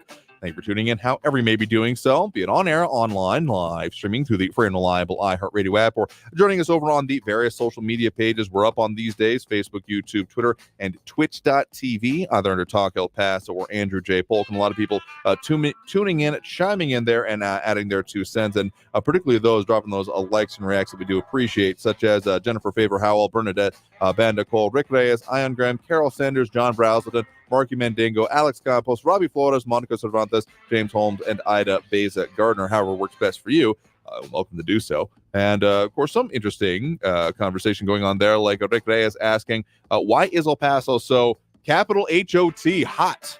My opinion, back then houses had grass and trees. Now majority of the houses have rock landscaping or cement or dirt, only no trees, partial of the problem. I mean, you're not wrong. There is the whole, again, urban heat island effect that if you just got a sea of concrete, there's a reason that you look up like, let's just see Phoenix weather forecast. If you look at it, or the Phoenix weather map, it often ends up being quite a lot more than anything else around it, like in the metro area of Phoenix, because it, okay, this is one from 8 hours ago, I think. Oh God, I hope this isn't the lows. Oh no, it was right then. So Sky Harbor, kind of like I guess near the middle of it. Everything around Phoenix was like 110, 111. I'm not calling that good, but then Phoenix itself, particularly at Sky Harbor Airport, 115. So like a 4 to 5 degrees difference in just one small area. There's definitely some impacts that come from the way you have things. And having been out there a few times over the years, Phoenix is a sea of concrete. Let's be perfectly honest. And those are some of the implications we have here in El Paso as well. So the urban heat island effect is about having it where you don't have trees, green spaces, or even just native untouched landscape to break things up. I stayed with some friends and family out there that literally they lived on this very nice development, and one of the covenants of the creation of the development was that you had to leave in the construction of your property, do whatever you want with your property, but you had to leave 70% of it untouched. I think that also had some tax incentive, those kind of things. A little bit too young to ask about that at the time. I was not really concerned about taxes except for what I had to pay for my candy bar at the time. But those kind of things being in place was frankly seen as part of the solution there. So I don't have much issue with xeriscaping, that the idea of not doing as much grass as it is. I mean, more functional, sure, but you're just going to have decorative, the whole European nobility idea of a nice patterned and cut lawn that we take as a symbol of pride in this country. It really comes down to the idea of I've got a lot of excess labor and people I can boss around. And so it's a little non-egalitarian, let's put it that way. I mean, you've got a backyard, you want something the kids to run around in. Sure, like that's fine. But just having a bunch of grass, I mean, it's wasteful in the best of times. So xeriscaping can be good if done right. But if it's just bare concrete, bare, crushed rock, that is not xeriscaping, because then it's just something that's going to wash away and not actually a part of, the local natural environment. A lot of the stuff we end up calling weeds are put in a more generous sense, pioneer species. Because think about it. Where are about the only places you're going to find stuff where there isn't some kind of vegetation, some kind of plant life trying to come through? It's usually in places where disasters have just happened, right? Like rock slides, forest fires, floods that have washed things away. So that's what happens. And then when the area tries to recover, those plants pop up, and the ones that are most opportune for it, we end up calling weeds. But until there are major species can become established. That's some of the interesting theory I've been reading on that whole concept lately. So I'm not saying that we need to then be covered in weeds. It means that maybe when it comes to our landscaping, we need to think about it a little bit better, because if we're not, well, then we end up with these issues with just the crushed rock and baking houses. We got a couple big trees outside the new-ish. We've been there a year now. Geez. The new-ish house we've got, and certainly appreciative of them on all sides of it. Anyway, let's go back to those phone lines now. Again, if you wanted to get on the line, full up at the moment, but that number to call is 915-544-5876, 544-KTSM.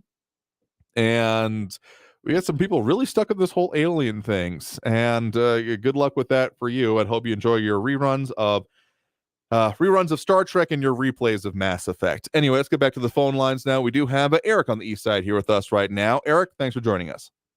Hello there. Yeah, the head of the Federal Reserve and the head of the FBI were both appointed by the head of the Republican Party, Donald Trump.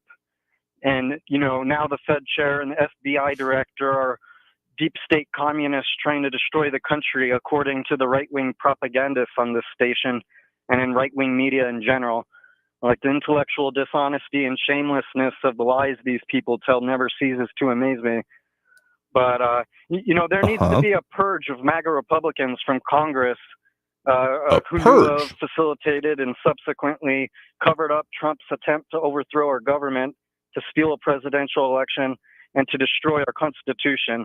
Like, Republican leadership in Congress all knew of Trump's coup attempt and are now sweeping it under the rug. Like, the RNC was an active participant in producing fake state electors, many of which are now being prosecuted. And the FBI exists to execute these purges, to combat public corruption, and to protect our country from traitors who do these types of things against us. And this is why Republicans in Congress and the con artists and right-wing media are manufacturing this lie that the FBI, controlled by Trump's handpicked FBI director, is engaged in some plot against Republicans. Like, conservatives will believe anything, so why not, right? Trump's handpicked FBI director is now part of this deep state. It's ridiculous. And the leader of these efforts to poison the well of the FBI is Jim Jordan, who told Mike Pence he should violate the Constitution and not count certain state electors in order to steal the 2020 election for Trump. And as part of Jim Jordan's attempts to protect himself and Trump from accountability, he decided to manufacture and promote this lie that the FBI is going after everyday Christians. And you weren't paying attention to what I was saying last time I brought this up last Friday. And so it's worth repeating. Like Jerry said, basically they're doing the same thing to Christians in the right. Our government is doing the same thing the German government did to Jews in the 1930s. So heads up, Christians. And then you cited the poem from Martin Niemöller to defend Jerry's characterization. Okay, I need to stop you right there for a second here. Me not saying what you would say to someone about this is not me defending them. Again, there's the thing that we use and we talk about on the show of want to have a conversation with people, which I'm usually willing to entertain, as well as we're talking about conversating and not just kind of, slashing back and forth here. I mean, it's not what I do. If that's what you want to do, that's fine to an extent, but it's not something that we focus on in this program here.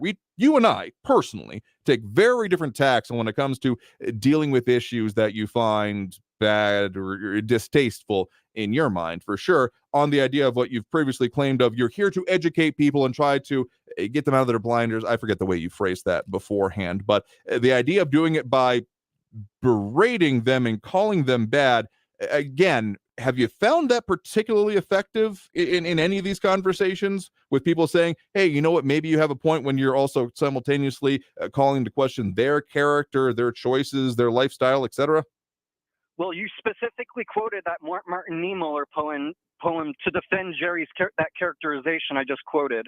So you claiming you didn't or pretending like you weren't, like, it's just nonsense. Okay, if you're not actually going to listen to what I'm saying here, this is also not conversation, because if you're just, there's a difference between listening and just waiting to speak. You'll notice I respond to you, even in the, trolling comments that you put in there, including claiming that I'm looking up Fox News sources when I would also be very curious to know when those times I've been when I've quoted Fox News. I mean, I'm sure that I have on occasion. I peruse a variety of news sources, but primarily do our local reporting outlets or some of the AP, those kind of things. Like on that one was looking up the Federal Reserve raises rates for 11th time to fight inflation, but gives no clear sign of next move. So, I mean, I also cite my sources, unlike many of the things in the claims you make. You say you back up all of your claims, but when you're saying that effectively, you give my paraphrasing, not exactly what you've said, that would you disagree with me in saying that you feel that there is no moral justification for anyone to call themselves a conservative in this day and age? Would you agree with that statement? That's a straw man that you said. I've never said that. But No. Okay, hold up.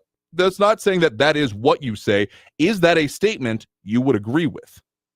Yes or no? Conservatives go against Western humanist values, and they can't logically defend their policy positions. Okay, so I'm going to take that as a yes, since you seem to think actually conversating with someone and answering questions as I'm giving them ground, can't do that, and that is an unfair characterization. But if we're going down that way, don't think I ain't got boxing gloves too, my dude. Here's the thing: if you're really wanting to see people change their behavior, think differently, again, does the whole, frankly, inquisitional mindset is never particularly worked out.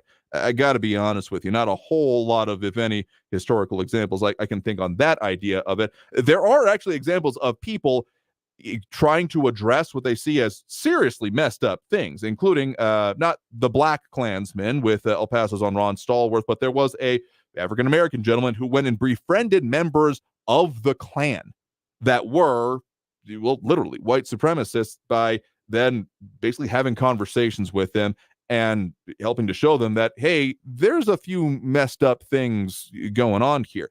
So if that's what you think you're doing, I gotta tell you, not really. And frankly, I think you need to take your ego out of it, basically, because if you're wanting to see people change things, you got to think. I mean, people are going to say, "I don't agree with you," and if you're taking that, well, you mean I'm wrong? If that's the way you go about this, you're going to have a bad time. I got to tell you that much here. So I'm generally trying to help you here. If these are truly your goals, there's definitely better ways to go about this. Yeah, I was gonna explain to you how your defense of Jerry's statement was incorrect, like very specifically, and then I was gonna cite my sources like I did last time, because the foundations of your defense of his views is just incorrect. Like for example, you said, and I quote, "It has gotten a lot of play on the internet, the idea that Latin Mass is a signifier for increased concern. Whoever wrote that memo probably got fired." You did not cite your sources there, and you were using that as a defense of Jerry's characterization. I mean, that's talking about things that I've personally seen, so it is anecdotal evidence here, but I'm not, I guess I don't really, it's been a minute since I've done my AP style book or the, MLA source sightings for Facebook posts, so I'll admit I'm deficient on that one here a little bit. But you can't tell me that you haven't, if you've looked at it yourself, seen things about people saying, like, wait, Latin Mass means I'm a terrorist? Like, I've certainly myself seeing people reacting to that kind of a thing. And while that's not exactly the case, still that memo is not exactly generous. There's got to be something we can agree upon here, Eric. The only sources promoting that nonsense are bad faith right-wing blogs. If you were to have read the memo yourself, which I did, and I cited some of that back at you after our previous conversation on this. Okay, we're getting close to need to take that next break right now, but let's put it this way. If what we're going to do here every Friday, give or take, is come on and re-legislate our previous arguments, I got to tell you, that's going to get pretty old pretty quick here, particularly as you do seem to misquote me on these things when you pull out these certain quotes, but then really forget the context on them here. Read the same one that you did. I've seen it. And again, I would hope that the person who wrote that, to me, this is my characterization of it, that whole memo about, and the one that has been very much cited by Jordan and furthered for his political purposes, make no doubt about that, is that this was hey, this seems like something we might need to do. And seemed like it was moving through until someone said, whoa, hold on. We're doing what now? And we're doing this in what reason and why? And it's based on this one memo. Okay, maybe not. And then once scrutiny came on it, that's kind of when it seemed to stop. That's my reading of the events. You got a different interpretation. You're welcome to it here. But again, I want to come back to that conversation point here. If you're just here to own the opposition, to get them those L's and get them dubs, that's not how conversation works. If you're wanting to talk about the important issues, I have often come to you and said, do you want to talk about the policy, or do you just want to say that the people you disagree with politically are bad? Then we're going to move on from that pretty much every time. I think I've been pretty consistent on that part. So appreciate the point in the call for what it's worth. Always available for a conversation. You'll notice, we've given a lot of indulgence to this particular call, but of those that I have an actual back and forth with, they tend to actually want to hear and respond to the things people say and not just wait to speak. So good luck with that in your personal life there as well. Let's go on and take that next break right now. Coming out of this break, we got more phone calls. We're well into the second hour here now. We'll get into all that we can before the end of this one. You are, of course, tuned in to Talk El Paso, airing live on News Radio 690 KTSM. I am your host, Andrew J. Polk. Whole lot more conversation, whole lot more points, we can cram in anyway. Talk El Paso, free for all Friday here on News Radio 690 KTSM. Stay tuned.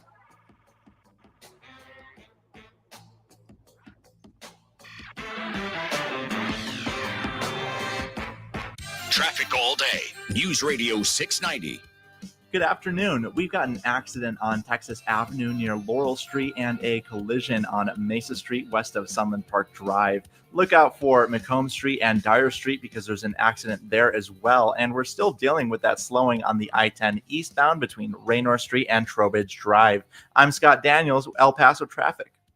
This report is sponsored by Indeed.com. If summer is heating up your hiring needs, then you need Indeed. Their all-in-one hiring solution makes it easy to attract, interview, and hire candidates all in one place. Sponsor your first job and get hiring today by visiting Indeed.com/credit. Okay, so we have the car payment, the rent, utilities, and the repair bill. What should we do?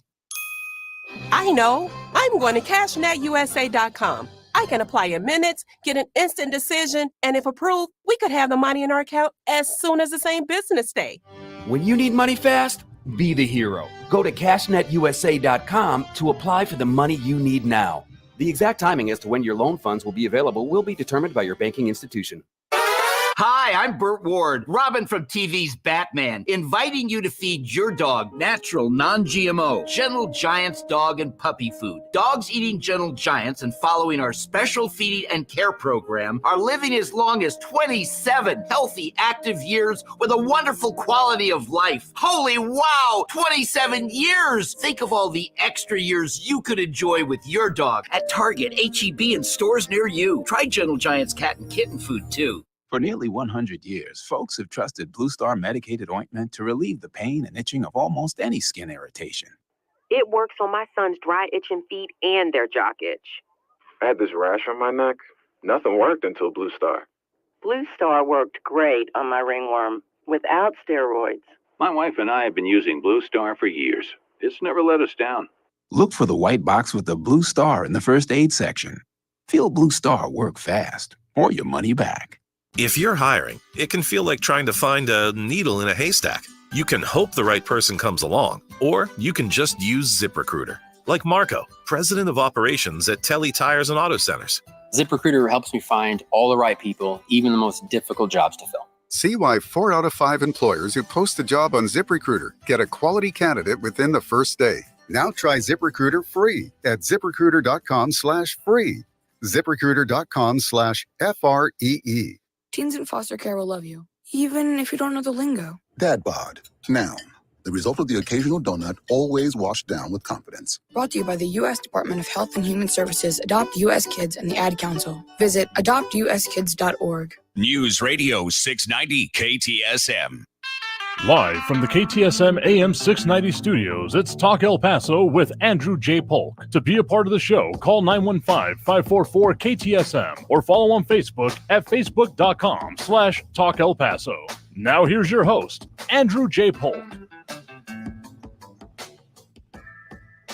Thank you all so very much for joining us here for Talk El Paso, airing live on News Radio 690 KTSM. I'm your host, Andrew J. Polk. Thank you for tuning in, however you may be doing so, be it on air, online, live streaming through the free and reliable iHeartRadio app, or joining us over on the various social media pages we're up on these days, Facebook, YouTube, Twitter, and Twitch.tv, either under Talk El Paso or Andrew J. Polk, and a lot of conversations going on over there. Again, keep that phone line handy. It's still kind of keeping it pretty full up, as it does most Fridays, but that number, of course, if you want to squeeze an end of one call, is a good way to do it. 915-544-5876, 544-KTSM. So, some of the conversations going on there that I've been kind of lost track of myself, including about precious metals, stones, etc., and why they are valuable. That's an interesting one, actually. I mean, there's a whole lot of gold, the royal metal. It doesn't tarnish. Ancient cultures had a reverence and value for it, like the Inca particularly. It was part of religious practice, among other things. But, I mean, it's gold. I mean, we had gold rushes about it. I mean, there's a societal thing that comes along with it. There's functional aspect. It can be used for wiring. Very thin sheets of it have been, the reason that, among other things, like aircraft windshields are able to be kept clear is because they're able to use that. So, there are, of course, the impacts. I mean, diamond-tipped things is often a shorthand for super strong, even it's not really how it works engineering-wise. But particularly when it comes to precious stones, the idea that the way it glints is kind of a hack of the human lizard brain back there. That is looking at glinting at in the distance meant that there was water to be found. So it's that kind of a hack that's why the shininess attracts us so much. I don't know. There's a lot of almost theories on this, among other things. So, I mean, if you like it, do it. Let's put it this way. Anyone that's buying a whole hoard of precious metals thinking I'll be then set for whatever comes, try to eat it. Just going to put it that way and find out how bad of a plan that is with that implementation and why you're going to have a bad day. Anyway, let's go back to those phone lines now. 915-544-5876, 544-KTSM. We do have Frankie and Messia on the line with us here right now. Frankie, thanks for joining us. Unbelievable. Here it is, Friday, free for all, and so little time to talk about so much. Well, let me just right out of the box here. Mm-hmm. Right? I heard Raul earlier, and I heard Raul a number of times, and he is so spot on. He has got his ducks in line. I mean, you can argue with him 14 different ways, but he does his research, and he is spot on. Now, let me say this. There needs to be a constitutional amendment on our great founders way back when who said at a certain age you could do this, at a certain age you could do that. Now, you just, 3 days ago, you had this guy, Moscovich, the crap owl from Kentucky, who vapor-locked Sure. in front of the podium, right? Okay, what is this stuff? The guy's 81 years old, and then there needs to be a constitutional amendment where there has to be a top limit. You can't be older than 60 years old to do anything in the United States government as an elected official. Unless, of course, you're me, because I'm really, really sharp, even at 82. I could be president at 82. I could be president at 90, but I'd still be sharper in attack. But nonetheless, that's not what I'm talking about. There needs to be a constitutional amendment to get these old, I don't know, can I use the word fart? FART. Yes, that one we can use. These old farts that are in there, get them out of there. And I'm even including that whack job from California. What's her name? That Diane Feinstein. You know, I mean, my God, she's nobody home. What is this stuff? How the heck do you run a government with a bunch of old fuddy-duddies?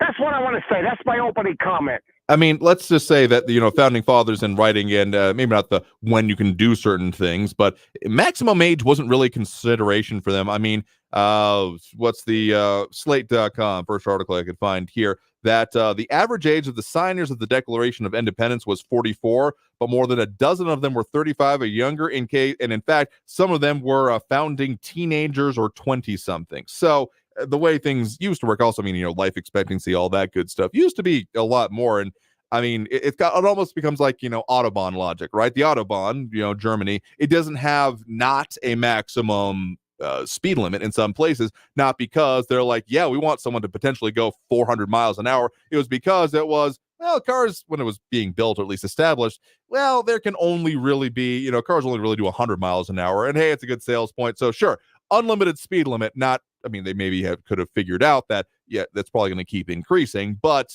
it's why they still keep it around and they seem to like it. They got better roads than we do, so maybe I'm not going to knock it. That's my understanding, having never visited it myself. But for this circumstance, when it comes to the ages, I mean, I think a lot of people were topping out at 60 at best. Like, I'm not saying there wasn't the odd person that lived to, 80 or 90, but those were some hardy sons of guns back then. I mean, think about it. Anesthetic, antibiotics was not a concept for hundreds of years after that. So if you lived to that, they were like, oh yeah, no, you deserve it. I mean, there's a reason that respect your elders is a thing, because if you got there, you're going to need all the help you could get at that point in time. So I guess maybe they didn't really have it in mind. And I think trying to put it in mind, maximum ages for holding certain offices, I mean, don't get me wrong, I am not in favor of the septuagenarian and octogenarian, and even getting pretty damn close to nonagenarian rule that we have had in this country. Sometimes seen in the White House, more seen in the White House recently, but certainly also seen within the halls of Congress and the legislature in general. I mean, we got people who take these positions forever. And that's a larger issue also about the way Congress works and the way that everyone hates Congress, loves their congressperson in general, but that seems to be the aggregate total of it, and why there's certainly an argument I'm willing to entertain when it comes to term limits. But I think that might be the better solution for it, would be term limits as opposed to maximum ages, because then you're going to have the whole age discrimination crowd come out in force. I got to say that. Well, let me tell you something. I love it how you added in the Autobahn in Germany, because when I was in the army, I spent 8 years in Deutschland. Ja, schön Deutschland. And I got to tell you something. It was so much fun zipping up and down all the Autobahns. It was just so wonderful. I had an American car, but all those Germans beat the but Jesus out of me. But let me say this something. My last comment here. I want to talk about Marco. And I know you like to talk about local issues. And Marco is local. He's running for mayor. Now, wait a minute. I heard him a couple of days ago saying, well, wait a minute. I operate a restaurant someplace on Owl Street, and he makes flautas and refried beans and some Spanish rice. Where the heck does that qualify him to be the mayor? Wait a minute. Did he ever push a broom? Was he a council person, a school board member? How does he go from 0 to 100? What the heck is he doing? And I know that you're going to talk to him. If he files to run for mayor, I know you're going to put him on the radio, because you're going to have to do that, because he's going to be a candidate. Sure. But I would like to know that. Where does he come off saying that, hey, I'm Marco, and I'm going to do all these stupid things he says, which is such nonsense. And then his only qualification, he makes a great flauta plate. What is this nonsense? That's my point. I mean, I take your point there, and I still would stand by the whole we the people, regardless of where they come from. Though I will say you do also have a point on the idea of it seems to be an unfortunate, I'm sure it happens in a lot of other places, but at very least locally, I can comment on an unfortunate local tendency to go straight to the top of the ballot, whatever level of ballot we're on here, as opposed to going through the smaller positions. Like, hold a precinct chair position within your party of choice before deciding to truly run for it. And I think you'll have a bit more basis and at least get, past some of these issues you're talking about there. That's how I would go about it if I was ever interested in getting into that arena, of which, again, not foreseeing that one happening in the near future, at the very least, putting it that way. Well, I hear what you're saying on that. But I'm going back to my military experience. I joined the Army, and I say, hey, I want to be a general. I don't want to be a private. I don't want to be a sergeant or a lieutenant. I want to be the top of the heap. What the heck is this nonsense? I know he's going to call you again, Andrew, and I want you to hammer him on this. Where the heck does he come up going with this thought process and his non-existent background information to become the mayor of Funky Town? That's what I want to know. I mean, it's a fair point, and one that if we truly get into, election interviews and such, be welcome to ask him, or as we get into it, I'll be sure to ask him. I mean, we asked that about the elected officials at pretty much any level. What do you feel are your qualifications? And then we, of course, let people make the decisions on the qualifications, or if they feel they apply here. That's the way we tend to go about it. And yeah, when we get to that point, we'll certainly do that when it comes to the mayoral race as well. Okay, Andrew. Listen, have a great week. You're a great person. I love your program. I have so much fun calling into your program. Have a good weekend. I'm glad you do. Good to hear from you. Have a good weekend. Have a good one there as well. Bye.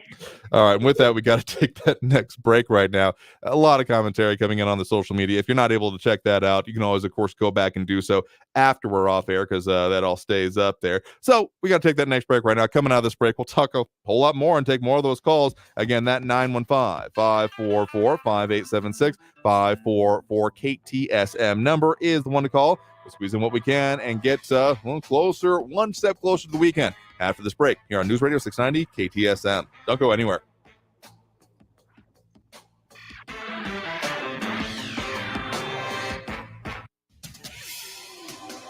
El Paso's News Radio 690 KTSM. I'm Fidel Moreno Mesa with your CBS 4 News Update.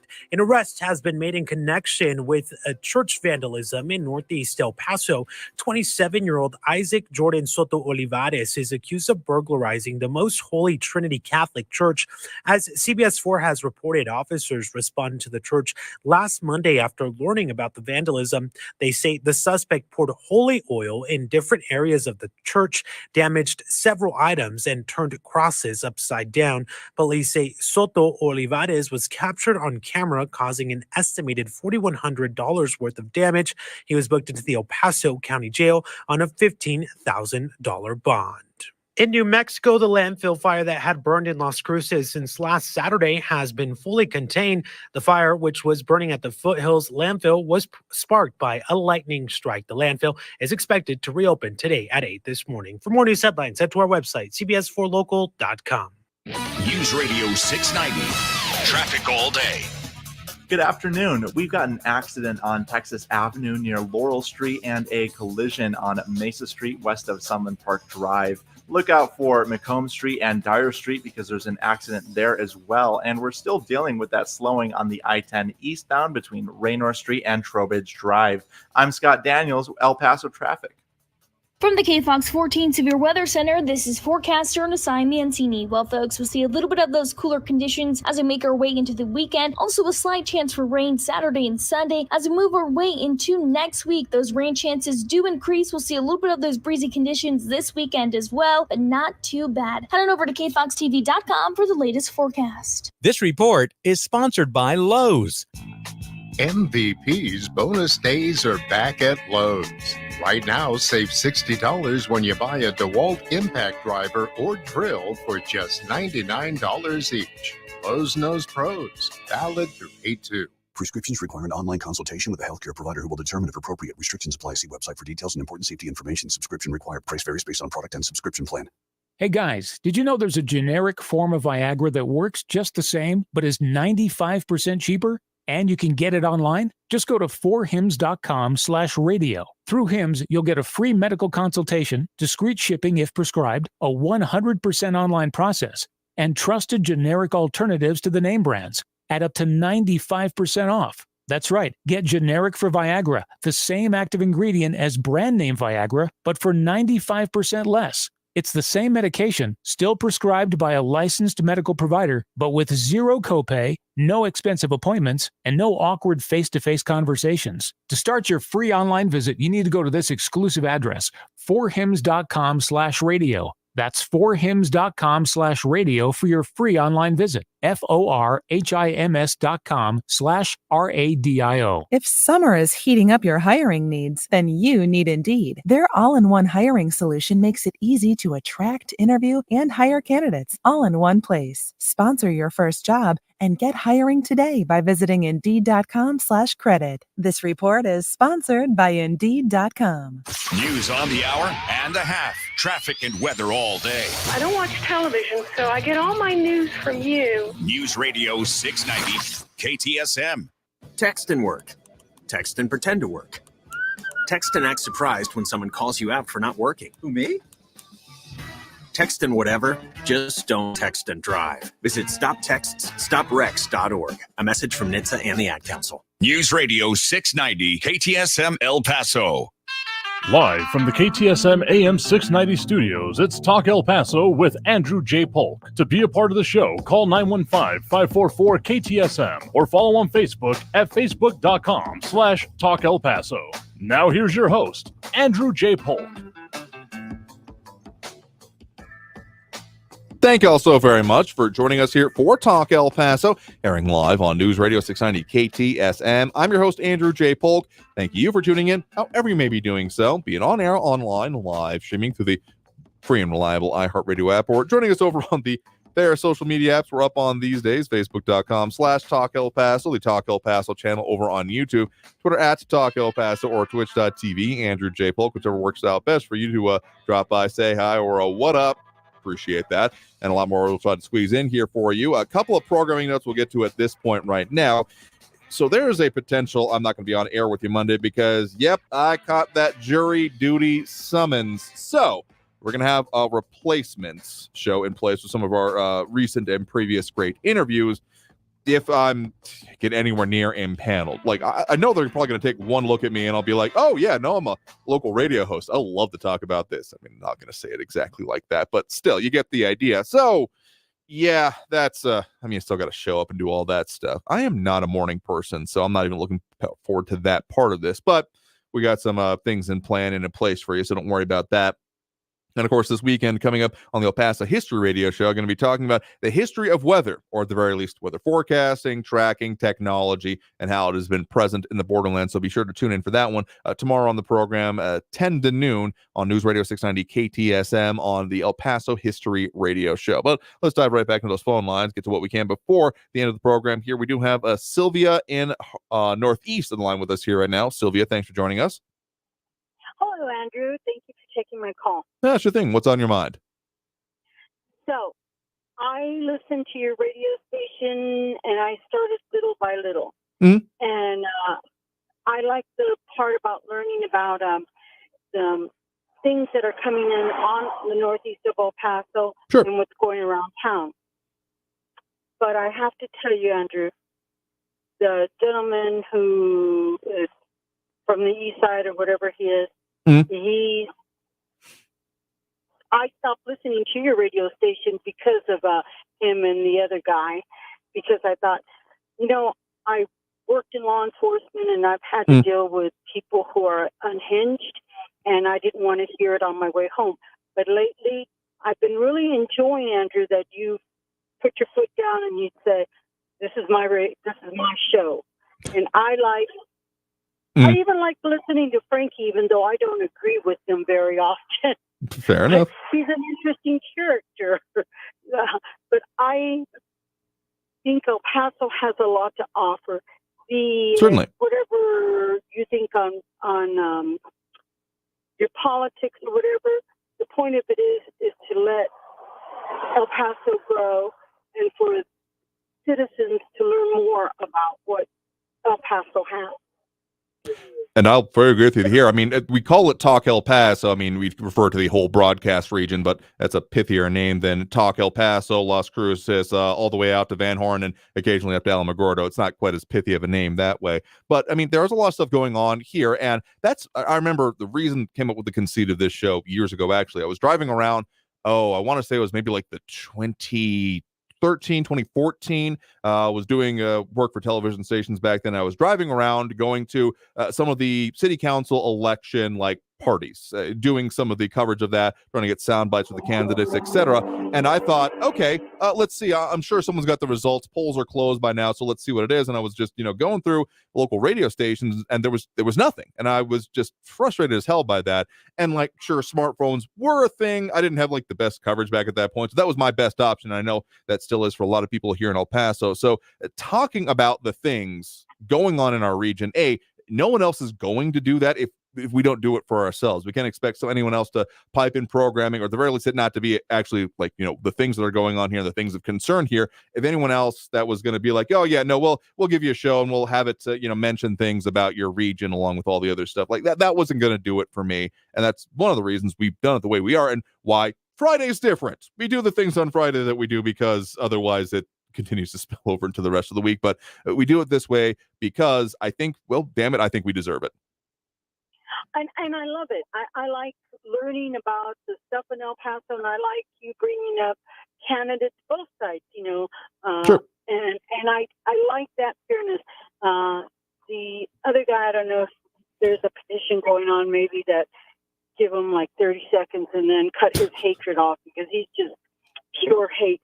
But I also like to mention that the animal services lately have been doing great about giving vaccinations. Oh, sure. And free events, because I'm a big dog lover. I love dogs.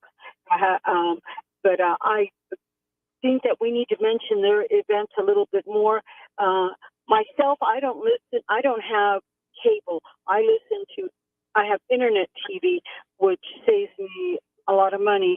And then I listened to your program, and I was hoping that maybe if you hear stuff like the free vaccination, the free neutering, maybe we could bring that up. But I just wanted to tell you that no matter what you believe in politically, we should not go on an attack like that gentleman does all the time and his friend. And like I said today, like listening to Frankie, he cracks me up because he's sharp. He's a sharp man, and though his views are not mine, at least he's respectful. And I wanted to tell you, Andrew, keep it up. And I'm good with who I am, and I'm good with my neighbors. And I have she's more like a hippie living beside me. Okay. And I have my Trump flag up, and I have my American flag up, and we don't see eye to eye, but you know what? I tell her good morning. She says good morning to me every time, and that's the way that it should be. I'll fully agree with you on there. I mean, there's a story about, whether you like them or not, they're definitely inconsequential former members of the Supreme Court, that there was a couple of them that you cannot be further apart ideologically. You just could not be there, whether it was Alito and that of Ruth Bader Ginsburg. Could not be further apart politically on there, either an originalist or, someone who argued before the Supreme Court in her own right about reproductive rights. Definitely different positions and perspectives on this, and yet they maintained a fast friendship their whole life through their shared love of opera, actually, and ended actually performing it in their later years when they had the clout to be able to say, oh, I love opera, and they asked them if they want to be on stage, that kind of thing here. So reasonable people can disagree. That's definitely a phrase that I find myself living my life by. But if you start being, unreasonable, it says more about you than just about anything else. And that's one of the reasons we go by and the way we handle the show the way we do. I wanted to say one more thing. Mr. Jordan, who, by the way, I greatly respect, he said something on the radio that amazed me. He was saying on the radio, not telling me, but you know what I mean, that Kennedy, even though he doesn't agree with his political views, was one of his friends and attended his daughter's wedding.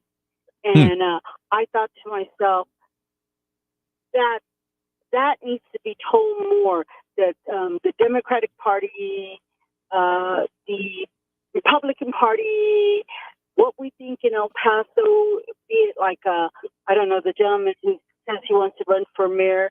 Well, And I liked your point of view, by the way. You have to give everyone a chance. And maybe he's not the one for it, but at least we listen to him. And if he's not what we want, well, we don't vote for him. You know, if he's what we want, we vote. But Andrew, I will let you go, and I will tell you, thank you for putting your foot down on those two that are not very sharp, but I appreciate everything you do. Well, thank you for the point in the call. I do appreciate you there as well, and thank you for listening. Bye. All right, I think we can squeeze in at least another call or so here. We do have Jerry in Northwest line with us here right now. Jerry, thanks for joining us. Well, thank you, Andrew, for taking my call and Yeah, giving sure me thing. the opportunity to defend myself. Oh, yes, sure. you were correct about the Martin Mueller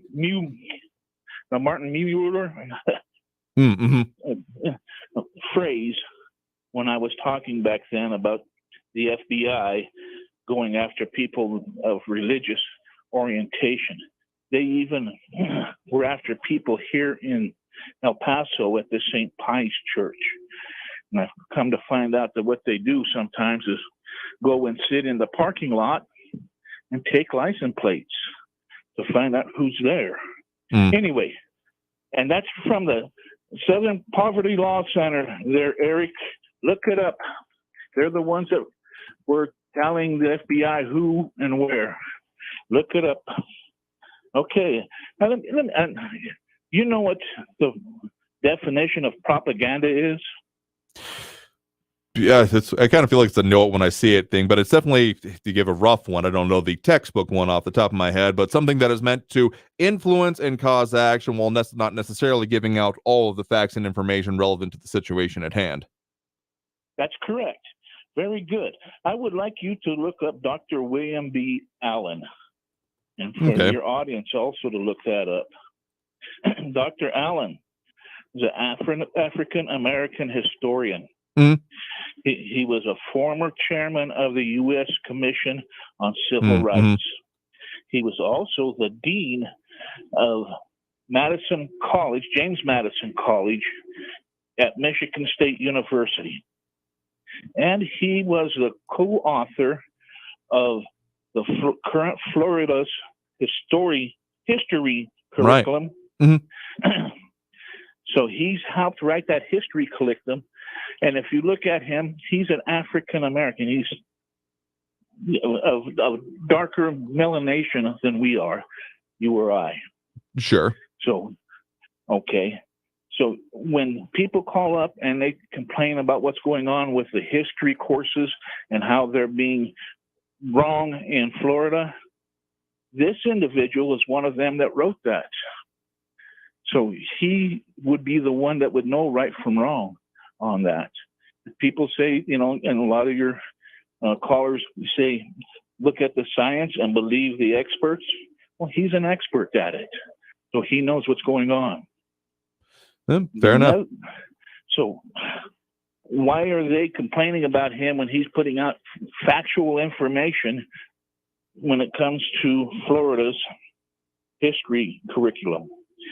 That's the opposite side that's putting out the bad information is propaganda. Okay, another thing that I want to bring up here is, do you know how much fentanyl the state of Texas stopped with the Lone Star Operation Lone Star on the border? I saw the update on that go by, actually. What's the way they actually care? I kind of don't like the way that the state of Texas sometimes characterize that. They put it as lethal doses, which is, considering that can be as little as 2, if I'm not mistaken, 2 micrograms. It's not a terrifically useful one, but okay. I've got the most recent update from that, but 422 million lethal doses. 400. That's 422 million Americans that could have been saved from that. And that's not even 422 million Americans in the United States. There's 320 or 360 million Americans in the United States. Right. So they basically stopped the cartel from bringing in so much fentanyl that they could have wiped out the United States. Maybe people should be thanking the governor of Texas for that, instead of complaining about him putting up his balls in the screen down there. the flotation devices. Mhm. So that's a lot of fentanyl.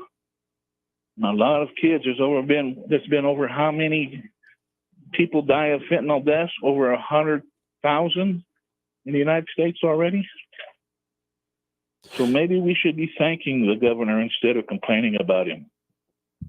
I mean, that's all right. Fair enough here. Well, appreciate the point in the call. You have a good one there. You too. You have a good weekend there, Andrew. Bye-bye. And just checked it up here. It's 2 milligrams of fentanyl, or what are considered the lethal dose. So there's a question about how much that actually is. So not 2 ounces, significantly less than that as well. Tell you what, I think we got time for one more quick call because we've had a caller very patiently on the line here for a minute. We got Niel and Horizon. Niel, we got about a minute or two. Yes, I just wanted to comment on something I heard on your program maybe 2 weeks ago from that individual in the Northeast, Raul. He was talking about stare decisis, and sure. he was unhappy with the Supreme Court's decision in that matter. Sure. And so I just wanted to ask him, just put out there, would he talking about stare decisis, would he be satisfied with stare decisis in something like Plessy versus Ferguson or the Dred Scott decision? Would he want to keep Plessy versus? Would he want to keep that? And the other point I wanted to make, because I know you got time, is that what they decided in the Dobbs decision was that they didn't ban abortion. They just said there was no legal precedent enumerated to us in the Constitution to validate that you have a legal right to have an abortion. So what they decided was on law, which is what they're supposed to do. They don't look at it from they didn't look at it from a political position. They look at it from a law position. Does the Constitution give us this right? And the answer is no. And so the other thing is that I notice every time things don't go a liberal's way, they want to upend or overthrow our Constitution or the way we do things. He mentioned having and expanding the Supreme Court. Sure. And we already got he mentioned having a diversity hire on there. We already got one on it this year, and she can't even define what a woman is, although she is a woman. And the last thing I'll say is the same thing with the election. When Trump won, it was, we got to do away with the Electoral College and all that. We got to change all these things. Biden won. You don't hear any of it. The Electoral College is fine. We don't have to change anything. It's only when things don't go a liberal's way, and then we have to upend and change everything. And so I just wanted to put that out there. The last thing is this. That guy, Eric, he called and he was complaining about Sound of Freedom and talking about his QAnon and all that good stuff.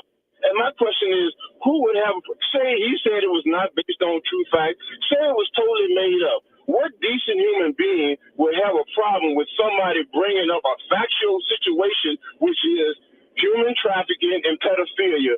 Who would be against that?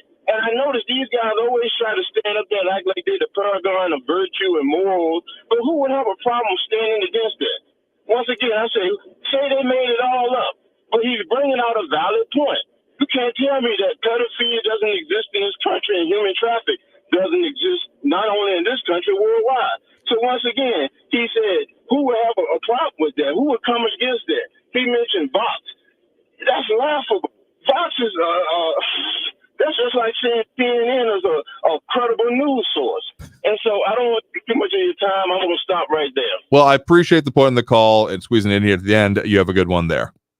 You too. Bye. And with that, we got to end the show. We are super out of time here. So I want to thank everyone that did it. Tune in, call in, comment, participate in the show. Again, El Paso History Radio Show coming up 10 to noon this Saturday about the history of weather, at the very least, weather forecasting and tracking here in the borderlands. So tune into that tomorrow. But of course, thank you all for having tuned in here for us on Talk El Paso. I've been your host, Andrew J. Polk. We'll do it again Monday. Hopefully Monday. May have a replacement show. I might get jury duty. But certainly next week, as we do every Monday through Friday, 4 to 6 p.m. So until then, until next time, stay safe out there. Look twice for motorcycles when out on the road, and have a great evening, y'all. We'll see you next week.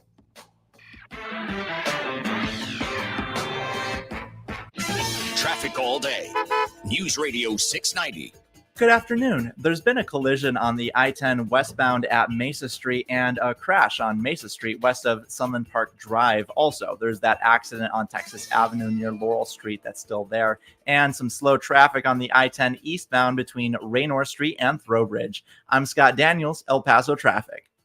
This report is sponsored by Indeed.com. If summer is heating up your hiring needs, then you need Indeed. Their all-in-one hiring solution makes it easy to attract, interview, and hire candidates all in one place. Sponsor your first job and get hiring today by visiting Indeed.com/credit. Portions of the following program were pre-recorded. In this week's Marketers Report, we hear about the importance of local radio from Allison Griffin, head of marketing at State Farm.